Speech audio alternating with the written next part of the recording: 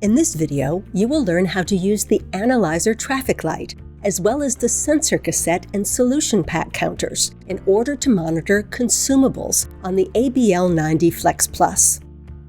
When viewing the analyzer screen, there are two numbers to the left of the analyzer status button.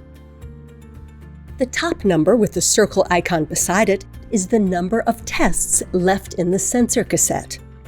The bottom number with the rectangle icon beside it is the number of activities or cycles left in the solution pack.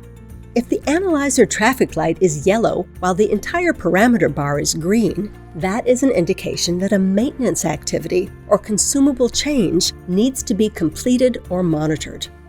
To check what consumable needs to be changed, press the yellow Analyzer Status button. View the submenu of possible reasons the light is yellow. If the consumables light is yellow, press Consumables. Whichever consumable is running low by volume or approaching expiration will also appear yellow.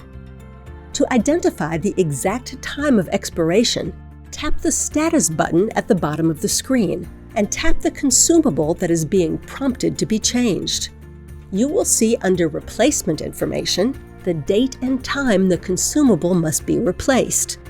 If you do not replace the consumable by this time, the analyzer will go into hold, and you will not be able to measure until you change it. You have now learned more about how the ABL90 FLEX PLUS monitors consumables.